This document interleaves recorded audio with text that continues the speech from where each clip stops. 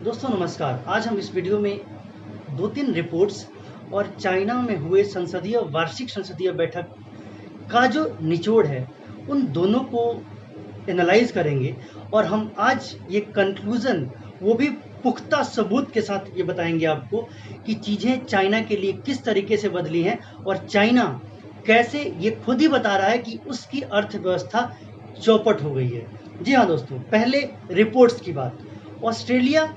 और दक्षिण कोरिया, इन 2 देशों के कुछ इकोनॉमिक एक्सपर्ट अर्थशास्त्रियों ने 8 दिन पहले एक रिपोर्ट दी थी।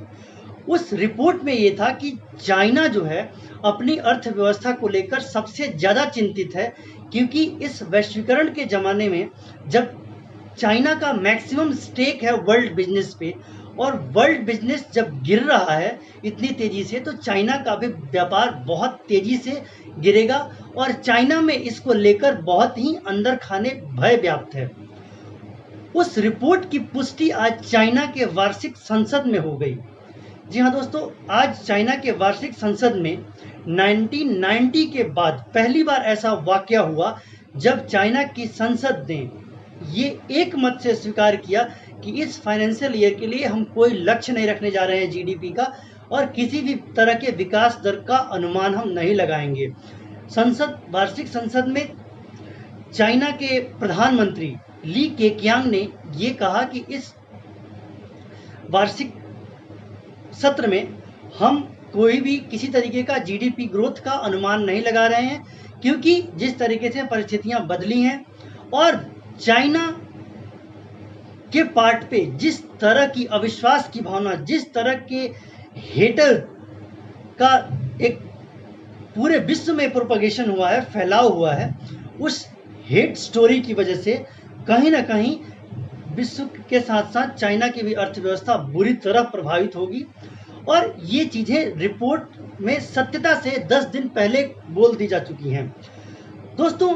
इसका सबूत दूसरा ये आया है कि पूरे एक वीक में चाइना के फॉरेन रिजर्व में लगभग 9,000 अरब यूएस डॉलर की कमी आई है। इसका मतलब ये हुआ कि चाइना में लास्ट के 1 वीक में $1 भी इन्वेस्टमेंट के तौर पर विदेशों से नहीं आया, जिससे चाइना में एक डर और भय का माहौल व्याप्त है। उसके साथ ही